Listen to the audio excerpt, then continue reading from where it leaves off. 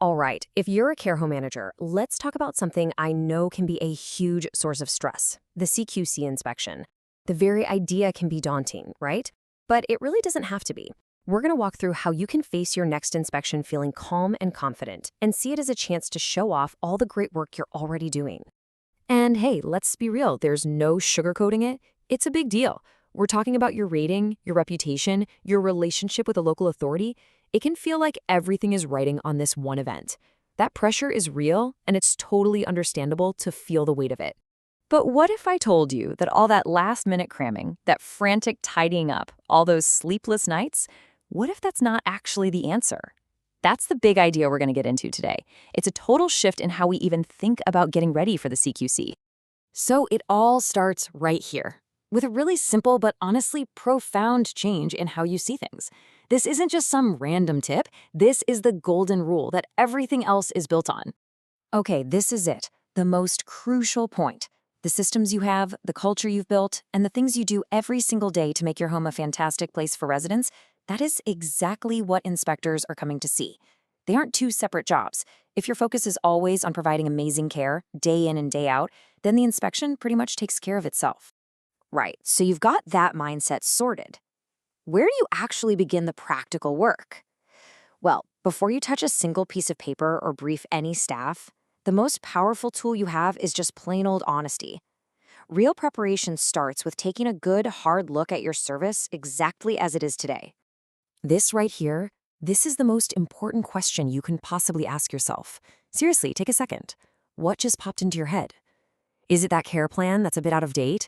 That little recurring issue with a medication round? That thing on your to-do list you've been putting off? Whatever it is, that's your starting point. And you know, that's precisely why being honest with yourself is the best strategy. Look, trying to hide weaknesses or put on a show, it just doesn't work. These inspectors have seen it all. They are pros at spotting when something doesn't add up. The services that get into real trouble aren't always the ones with problems, but the ones that didn't do anything about the problems they already knew they had. So once you've done that honest check-in, the next job is to make sure all your good work is actually visible. This is where your records and your documents become the storybook for your service. You've got to make sure your key documents are telling the right story. We're talking about care plans that feel like they're about a real person, not just a template. Accurate MAR charts, staff training files that are actually up to date. It's not about having perfect glossy folders. It's about the information being current, accurate, and crucially easy to find when you need it. And this just lays it out so clearly, doesn't it? On one side, you have the red flags, those copy and paste care plans, messy files you can never find, audits where nothing ever changes. And on the other, the green flags, plans that are alive and personal, organized paperwork, and real proof that you actually learn from your audits. That tells an inspector you're a well-led service without you having to say a word. Your records are vital, for sure, but your service?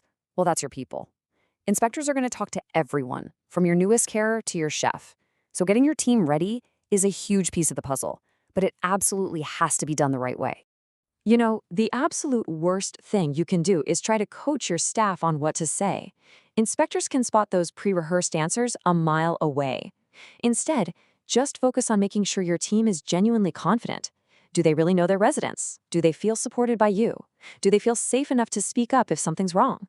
A happy, supported team will shine through naturally. No scripts needed. Okay, so the day arrives. The inspectors are at the door. All that prep has led to this very moment. What's your role as the manager right now? First things first, stay calm. Your energy sets the tone for the entire home. Just let your team know what's happening. Be open, be honest. Yep, even about the challenges you're working on.